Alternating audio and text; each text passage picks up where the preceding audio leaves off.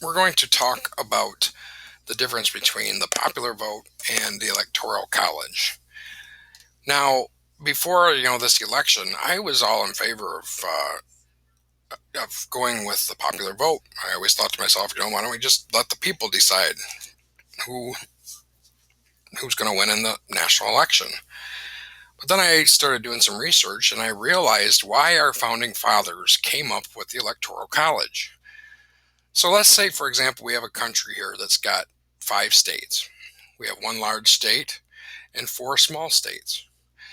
And for example's sake, let's just say there's one person in each of these small states, and they all cast their vote and determined to vote a certain way.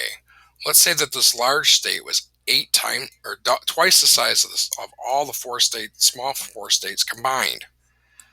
Let's say, for example, they had a total of 8 people.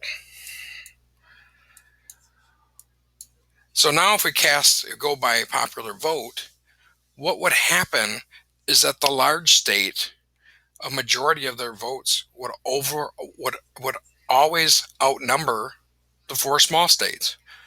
So if a majority of the people in that large state wanted it one way, it would be the same way for the rest of the country.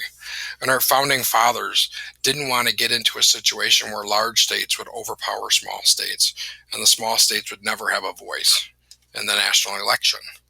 So they came up with what was called the Electoral College to make the balance of power a little bit more fair, because they didn't want one large state just overpowering all the small states. So what they did was they gave votes for each state based on population size, which is the large state would have 8, and each small state has 1. And then they gave a couple extra votes for just being a state. So we had 2 more to the large state. We'll add 2 more to each small state. So the way it was before we had the electoral votes, the large state had 8 votes, and the small states each had 1 each, which meant a total of 4. Which means, like I said, a majority, 5 votes in the large state, would overpower the 4 every time. So to make it fair, our founding fathers came up with the Electoral College, which means now, based on population size and the extra votes, the large state now has 10 votes. Whereas now, all of the small states now have a total combined as 12.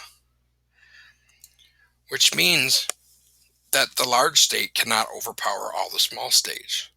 Which means if the small states didn't want to go with the large state, they could cast all their votes together and overpower the large state.